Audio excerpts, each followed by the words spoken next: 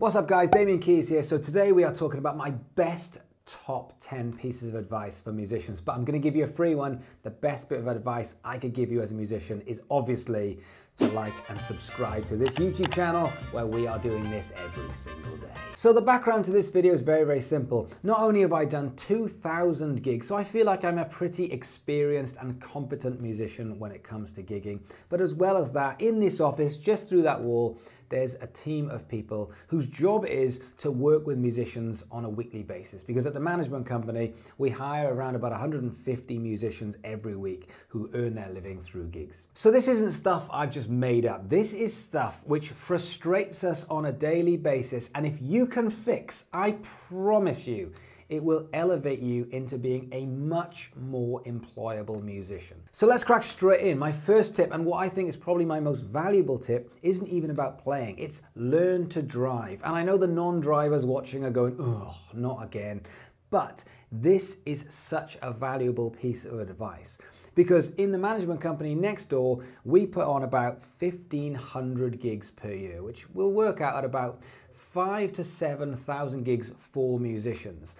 We need people to be able to get to gigs. You need to be able to get to gigs, and public transport is not the answer. Learning to drive gives you the control. It gives you the freedom. Is it the be-all and end-all? No, you can still get gigs, but why would you not want to be more employable? And this is something that most of you can fix pretty quickly. So a conversation I have quite regularly with musicians is when they say, oh, if I get the gigs, I'll get a car.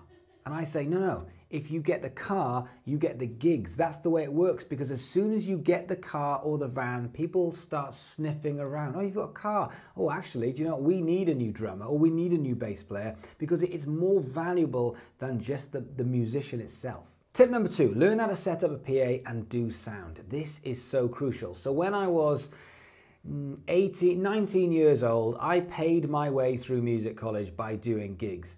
And every week you'd turn up to different venues with different carpet or different floor or different walls or glass or big rooms or small rooms. And being able to get a good sound is so crucial, because that gig, you will live and die by the sound that you get. And if you're just passing that across to someone else, I guarantee, having been there, when you turn up and nobody is very good at sound, you're going to have a tough gig.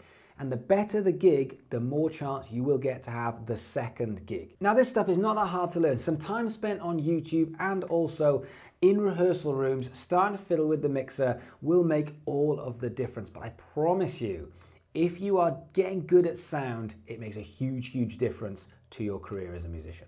Tip number 3, getting good at gigging. Now, the reason why I say this is because I see a lot of people who put the time and effort into practicing and rehearsing and their social media, but I also see a lot of people arguing about their worth if they're going to go out and do a gig.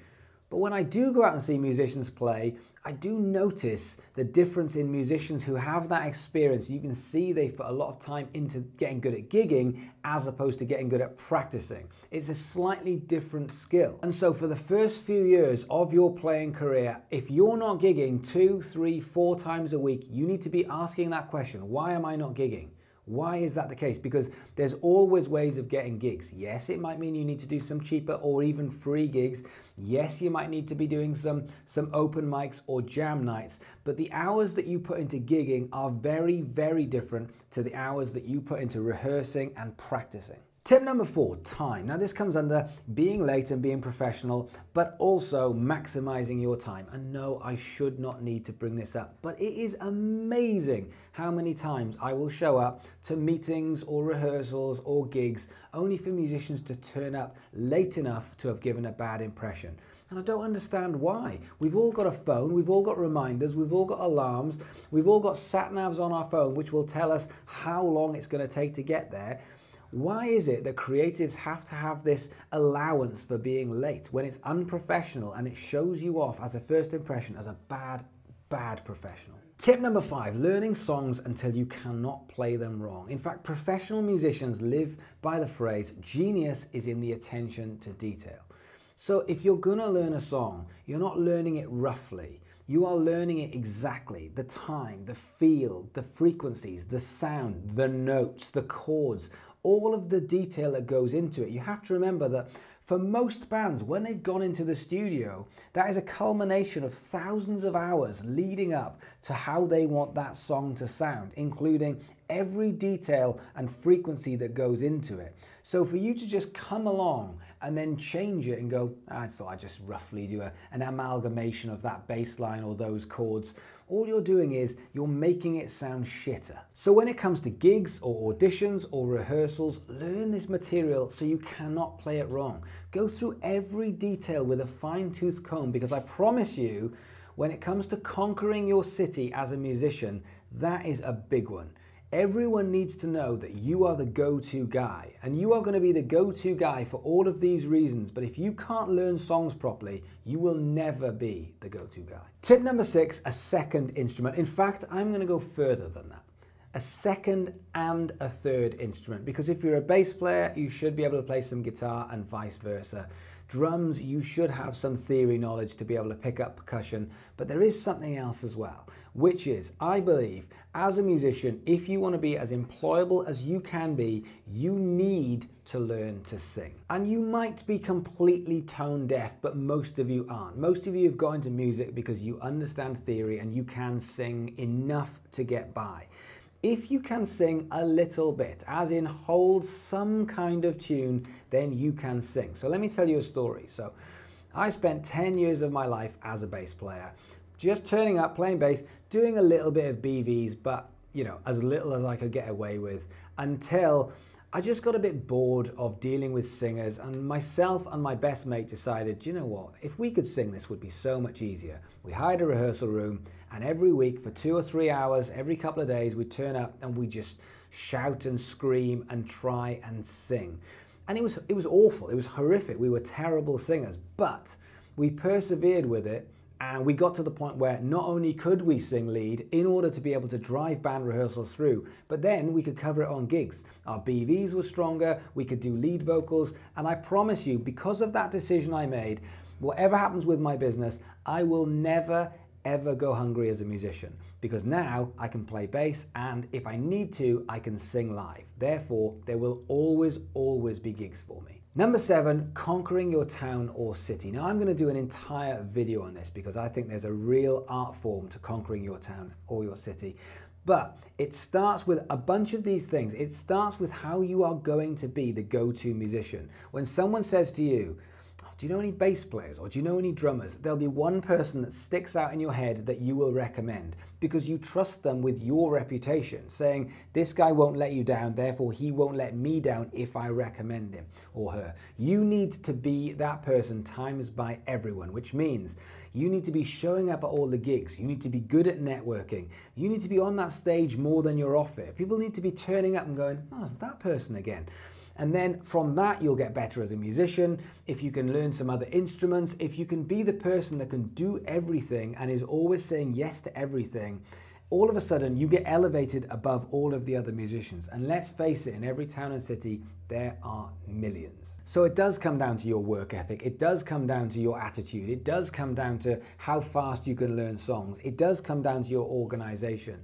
But in order to conquer your city, it starts with how many times you can gig, how many times you can rehearse, so your time management and how you learn songs is absolutely crucial. Tip number 8, taking YouTube seriously. I'm going to ask you a question. Are you taking your YouTube seriously? Because every single day, probably every hour, I'll get an email or a comment or a DM saying, can you go and check out this? They'll send me a link. A lot of the times I'll go straight to YouTube. I want to see who's taking their YouTube seriously. If you're taking YouTube seriously, you will know about it. If you've posted one video in the last 3 months, then you're not taking it seriously. And how are you supposed to take your career and your music seriously if you're not posting on a platform where people are hunting you down specifically to learn about you? And as a musician, if you're not sure what to post on YouTube by now, I mean, come on.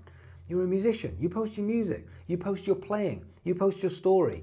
But being a musician wanting to get gigs, especially, you can post anything. You can post covers. Don't forget, you're not monetizing this. You're putting this out there to say, this is me, this is who I am, give me a gig. Tip number 9, and this one's a big one, and I know I'm gonna get some stick for it, but if you live in what I call a deadbeat town, if you live outside of a city, if you're living in a place where the music industry or the music scene is just not very big and you're constantly complaining about it, move.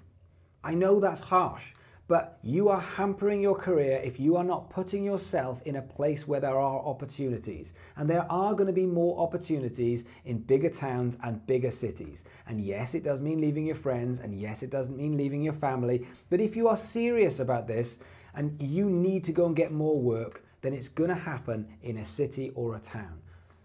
It's tough. It's just hard work. You've got to go to the place where the work is. So think about where's your nearest town or city, or more importantly, think about where the work is. And if that means moving a long way away, then so be it. Go to the place where it says the work is here. X marks the spot, the work is here. Go there. And number 10, don't be a dick. The one thing that has got me more gigs than anything else is not only not being a dick, but going out of my way to help people. Out of my way on a gig to say, I'm gonna carry your stuff. Out of my way to say, no, don't worry, I'll drive. Don't worry, I can stay and pack up with you. Don't worry, I can help with all of this stuff. So people are going, oh, he's a nice guy. I'm there to make other people's lives easier. That's my job. My job when I stand on stage and playing bass, I don't get paid for playing bass. Are you mental? I mean, getting paid to play bass. I love playing bass. I get paid to drive for 5 hours. I get paid to set stuff up. I get paid to have those stressful gigs where I can't get the sound right. I get paid to problem solve. Playing bass is the easy bit. So in which case, my job of what I get paid for is how I can make other people's lives better. If they're coming to watch the shows, I'm trying to make their lives better. If there's other musicians on stage, I'm trying to make their lives easier. If there's sound men, I'm trying to make their lives easier. I'm not trying to make it harder. If you live by that, I promise you, your gigs will double or triple. And again, I want to make this very, very clear. There's a difference between not being a dick and going out of your way to be extra helpful at all times. And as tip number 10 is all about going the extra mile, how about an extra tip, tip number 11, which is being ready at all time. Opportunities usually come at the expense of others. And I know through that wall, there are guys who are stressing out, trying to put out fires, trying to problem solve because a bass player's ill or a drummer's hurt themselves or someone's going on tour and can't do some gigs. And they are trying to find depths, they're trying to find replacements. And so therefore, those things tend to happen last minute. And if you are ready, if someone says to you, I'm really struggling, who can do a gig tonight? And you jump in, you now get owed a big, big favor, because if you jump in last minute and you save the day, then at that point, they will come straight back to you for the next opportunity. I built my career off this. I built my career off going to all of the other agencies and loads of bands in the area and saying, give me your set list, I will learn it. And if you need someone and I am not on a gig, I will be there. If I can get there, I will be there. I didn't mention money, I didn't mention time. I just said, if you need me and I can do it, I will be there. I am shocked at how many times we ring musicians and go, oh, we're struggling, we need a gig, a bass player tonight, or we need a drummer tonight. And they go, yeah, no, I'm going out with my mates, or I can't do that one. In my head, I'm like, yeah, totally fine. But you just drop down the list because I'm in need and you've just turned your back on me. Whereas if someone just went, of course, mate, whatever you need, I'm free, I'll do the gig, all of a sudden, brownie points. It's like those fighters in the UFC or boxing, they start ranking themselves. You need to be number one. So there's loads of other tips that will help you with your career as a musician. I want to hear your best tip. What's the one thing that you would say to musicians that want to have a career in music that will help them? Because there are a lot of musicians who watch this channel who are trying to become professional musicians and need this guidance, they need this help. So leave your comments below. I want to know your number one best tip for having a career as a musician. But if you can do me a favor, if you can like, if you can subscribe, more importantly, just come and be a part of this growing community. I'm so proud of what we're building. And thanks for watching. I'll see you guys tomorrow. Red, red, red.